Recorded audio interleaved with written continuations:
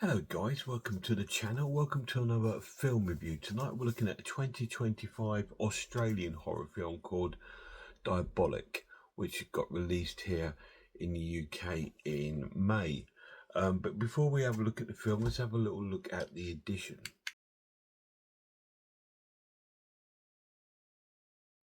Well, here is the physical release of Diabolic, which is an Australian horror film. It's just recently been released on Lightbulb Pictures. Just have a look at the edition. It's a very slim Blu-ray case, but it does have a nice little slipcase, although it has the same sort of picture and the same on reverse as it does on the slipcase. Nothing inside except the film, and with a plain background inside the Blu-ray case. And that is the physical release of Diabolic. So it's an okay edition. It's got a nice little slipcase, but that is pretty much all it's got going for it. But is there any special features on the disc?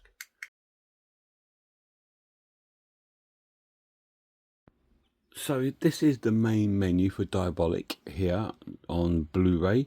Your extra features: you have an audio commentary with director Daniel J. Phillips, audio commentary with director Daniel J. Phillips and cinematographer Michael Terrace, audio commentary with director Daniel J. Phillips again, sound supervisor Hamish Keane, composer Will Spartlis and editor Sean Lafe. Behind the scenes featurette, cast and crew interviews and a trailer. And on your setup you have 2.0 sound and 5.10 sound and subtitles. And that is the special features on Diabolic. Well, there is, surprisingly. There's quite a few. There's about 3 or 4 commentaries, and there's a making of and some interviews. So that's pretty cool. So let's get to the story. So this is an Australian folk horror, I would class it. It deals with the Mormon religion, where we meet Elise, who's a part of this Mormon sort of like community. And at the beginning of the film, she's being baptized, and she then sort of gets dragged down by this sort of demonic kind of being called LaRousse. And then it cuts to 10 years later, and we see her at home with her husband Adam, played by John Kim, and she's painting and stuff like this, doing all these paintings. But their marriage isn't going really well. She's not very interested in him. She can't even look at him and all this sort of thing. And she sees her psychiatrist because she thinks there's something wrong with her, and because she can't remember her past life. Something happened at this Mormon community she can't remember. And the crappy psychiatrist suggests that she goes back to there to visit them and try and suss out what's going on, which is mad. Why would you do that? But anyway, herself and her husband Adam and their friend Gwen, played by Mia Chalice, all decide to do that.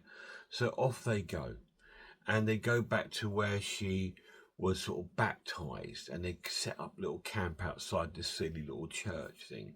And then she starts having a flashback and remembering another young girl who was in this community called Clara, played by Luca Sodelis, and they had some sort of relationship forming.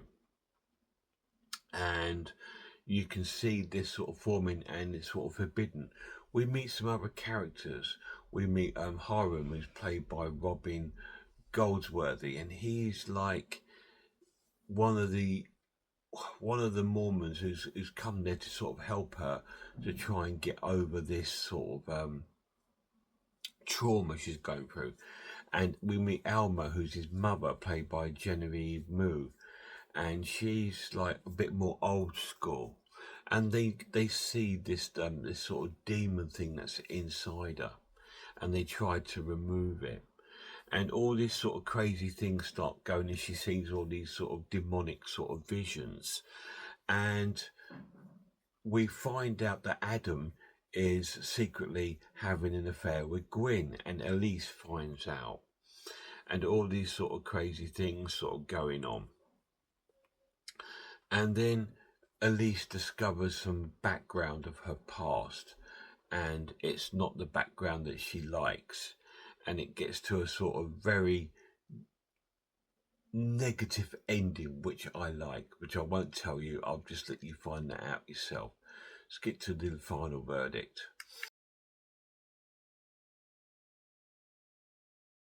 Well, I actually thought this was a great little watch.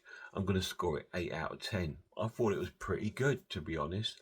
Better than our sort of American friends sort of films on this sort of style. It was a bit more folk horror-y and a bit more witchcraft going on in there, as well as the Mormon religion.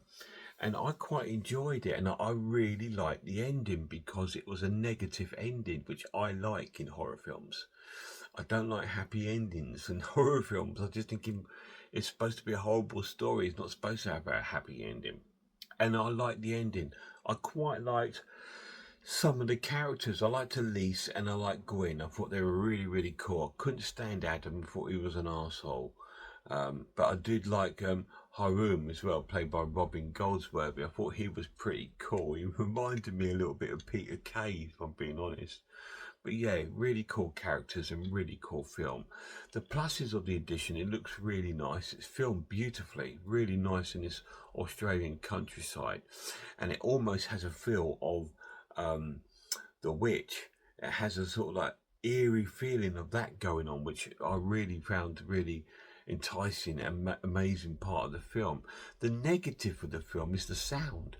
Like when Elise and Adam are kissing, it's like they're chewing the toffee. They're like, it's just horrible. I hate that sort of sound. And when Adam's eating, you can hear him crunch every mouth. I didn't like that. So the sound was the only negative thing to me. But apart from that, I thought it was a really cool little horror film. It's not a groundbreaking film. It's a popcorn movie to sit back and enjoy and just indulge. I recently saw one called Whistle, which was an American sort of effort, and that was absolutely shite compared to this. This was really cool. Really enjoyed it. Do recommend it. Massive shout out to my lads. See you soon, guys.